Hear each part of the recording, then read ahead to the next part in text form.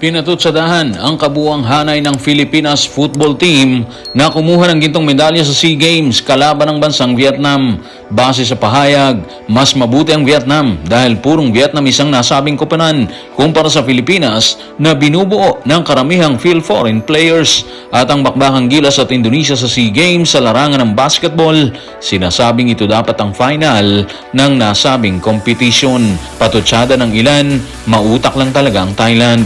Tutukan po natin ang lahat ng yan. Pero bago yan, paki-subscribe, like and share na lang muna para pareho tayong updated. Kasaysayan ang itinala ng Pilipinas football team na sumabak sa gold medal match versus Vietnam.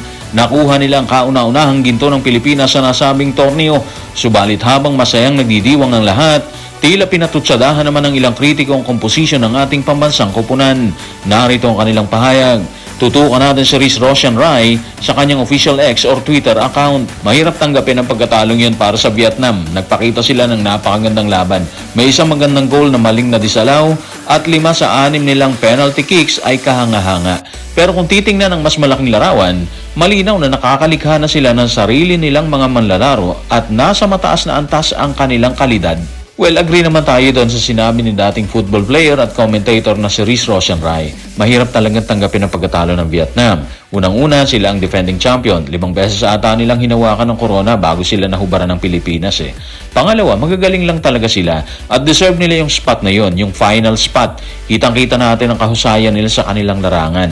Walang question doon. Medyo alarming lang yung dulo ng sinabi niya, di ba? Patutsada kasi yun sa composition ng Pilipinas team Alam naman ng lahat na karamihan sa ating mga players ay half Pinoy. Kung pagbabasahan naman kasi ang paglahok nila sa competition, walang magiging problema dapat at hindi dapat kine-question ng sino man ang pagsali ng isang individual kung pinahintulutan naman ito ng organizing committee, di ba?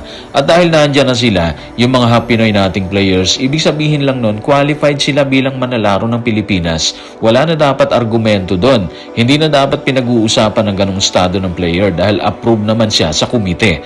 Anyway, katulad ng sinabi natin ng mga galing ang Vietnam, walang duda yon. Pero hindi mo rin maikakaila na sobrang pisikal nilang lumaban doon. May pagkakataon pa na nainis na si Olivia McDaniel nang tila banatan siya na isang player patalikod, di ba? Nakita niyo siguro yon. Bukod dyan, may ilang pagkakataon din na halos baldado na ang Team Pilipinas sa sobrang gugulang ng manlalaro ng Vietnam. For sure, nakita nyo lahat yan. Bakit natin sinasabi ito mga ka-playoffs? Kasi ang dami nilang reklamo sa Pilipinas, di ba? Pero hindi nila na-mention yung mga ganung bagay. Okay, ando na tayo na physical talaga yung football. Pero hindi naman siguro valid reason yon para sobrahan mo yung pagiging physical mo doon. Well, siguro ganun talaga kapag natatalo. Malimit may rason para maibsan yung kanilang lungkot, di ba? Congrats pa rin sa Vietnam. Malakas kayo, walang duda. Pero sana next time, konting hinahon sa laban. Laro lang yan Hindi siya gulangan at lalong hindi siya sakitan. Kung naging mainit ang bakbakan ng Pilipinas at Vietnam sa football, tila hindi naman naiiba ang maging bakbakan ng Gilas Pilipinas at Indonesia. Sa pahayag ng ilang fans ng Indonesia, naniniwala sila na ang bakbakang Gilas at Indo ang dapat ay finale ng SEA Games sa basketball. Nangyari umano ang lahat, bunga ng pagiging mautak ng Thailand. Narito ang kanilang paglalahad. Tutukan natin si BizKay345 sa official Instagram account ng Indonesia sa Instagram. Ito dapat ang finale Matalino lang talaga yung host. Ano pa ba sasabihin natin, di ba? Siyempre, agree tayo doon. Sobrang talino ng Thailand Kung hindi sa kanilang organizing committee mga playoffs, posibleng ganun yung nangyari. At posible din na iba yung composition ng ating grupo. Kung maalala nyo, ilang beses binago ng Thailand ang rules para sa basketball. Dahilan yun para maraming players ang hindi nakasama sa hanay, di ba? Hindi naman natin sinabi na pangit ang composition natin sa ngayon. Walang ganun.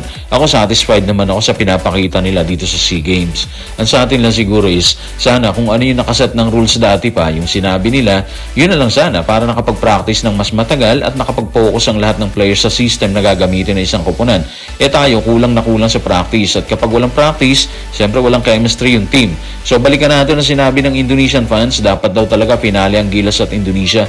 Totoo naman yun at ilang beses na nangyari yun Pero pakiramdam lang talaga ng lahat, calculated ang naging desisyon dito ng organizing committee ng Thailand. Ibig sabihin, alam na nila na sila ang posibleng pumasok sa final bago pa magsimula yung event. At posible rin na kalkulado na rin nila na Indonesia at Gilas ang magbabakbakan sa semis na mangyayari ngayong hapon.